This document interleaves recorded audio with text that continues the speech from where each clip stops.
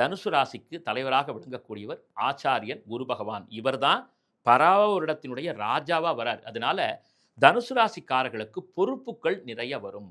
பாரங்களை நம்ம நிறைய சுமக்கிற மாரி இருக்கும். அதனால ஒண்ணும் பிரச்சனை இல்ல.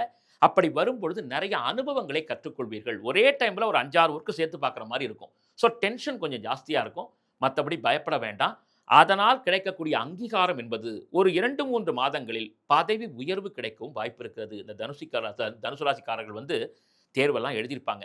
அந்த தேர்வு எழுதுனவங்களுக்கு அவர்கள் எதிர்பார்க்காத அளவுக்கு மதிப்பெண்கள் கிடைக்கப் போகிறது. அதைப்போல் நாங்கலாம் இந்த வெளிநாடு போணும்னு நெனச்சிட்டு இருந்தோம். இப்போ கிடைக்கலன்னா உடனே பாஸ்போர்ட் விசாவெல்லாம் கிடைச்சிரும்.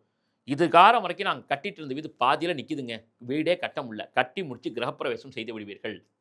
திருமணமே ஆகாமல் இருக்கக்கூடிய தனுசு ராசிக்காரர்கள் ஆண்களோ, பெண்களோ நிறைவா வரக்கூடிய ஆவணிக்குள்ள கல்யாணமாகி அமோகமா இருக்க போறாங்க. அதே மாதிரி பார்த்தீங்கன்னா, இந்த தனுசு ராசிக்காரர்களுக்கு வீட்ல வந்து இன்னைக்குமே உழைப்பாளர்கள்னு பேர். எந்த வீட்ல தனுசு ராசி இருந்தாலும், அவங்க தான் வீட்ல ஃபுல்லா வேலையெல்லாம் செய்வாங்க. அவங்கள வச்சு தான் மத்தவங்கலாம் வேலை வாங்குவாங்க. ஆனால், இந்த வருடம் எப்படி இருக்க போகுதுன்னு கேட்டீங்கன்னா, இவங்கள உட்கார வச்சு மத்தவங்கலாம் வேலை செய்வாங்க. அப்படிப்பட்ட ஒரு காலம் தனுசு ராசிக்கு காத்துட்டு இருக்கு. இந்த பராபவ வருடம் சிறப்பான பலன்களை உங்களுக்கு தரப்போகிறது.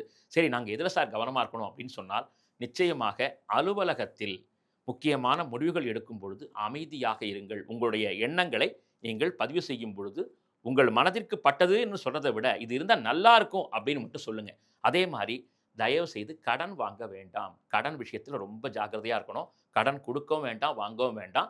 இதை நீங்கள் தனுசு ராசிக்காரர்கள் ரொம்ப கடமையா வச்சுக்கணும். அதே மாரி நீங்கள் வந்து இந்த மின்சார விஷயங்களில் கொஞ்சம் கவனம் செலுத்தணும். ஏன்னா, மின்சார ரீதியாக சின்ன சின்ன பாதிப்புகள் ஏற்படுறதுக்கு வாய்ப்பு இருக்கு. அதை மட்டும் பார்த்துங்க. சரி தனுசு ராசிக்காரர்கள் என்ன கோயிலுக்கு போலாம்? அவங்க என்ன வழிபாடு செய்யலாம் அப்படின்னா, தனுசு ராசிக்காரர்கள் எல்லோருமே நிச்சயமாக வாழ்வில் உயர்வு பெறுவதற்கு பிரம்மா பூஜித்த பிரம்மபுரீஸ்வரர் திருப்பட்டூரில் இருக்கக்கூடிய பிரம்மபுரீஸ்வரர் ஆலயத்திற்கு சென்று ஜாதகமெல்லாம் வைத்து வழிபாடு பண்றோம் இல்லையா? பிரம்மாவே தனி கோவில்ல இருக்கார். வியாழக்கிழமையில போய் பார்த்துட்டு வந்தீங்கன்னா, உங்கள் வாழ்க்கை பிரம்மாண்டமாக மாறும்.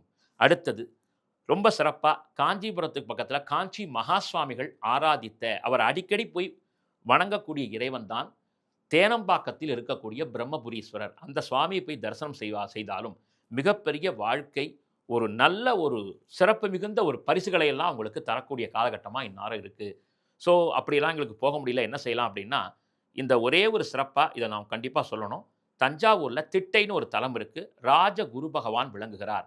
இந்த தனுசு ராசிக்காரர்கள் வாழ்க்கையில ஒரே ஒரு வியாழக்கிழமையிலயாவது அந்த ராஜ குரு பகவான போய் பார்த்துட்டு மஞ்சள் ஆடை, முல்லைப்பூ சமர்ப்பணம் பண்ணிட்டு வந்தீங்கன்னா ரொம்ப நல்லது. அப்படி இல்லன்னா ஆலங்குடி தட்சிணாமூர்த்தியை போய் தரிசனம் பண்ணுவதும் மிக மிக சிறப்பு. இல்லத்திலேயே நாங்க என்ன சார் பண்ணலாம்னா, பசுமாடு கன்னுக்குட்டி இருக்கு இல்லையா?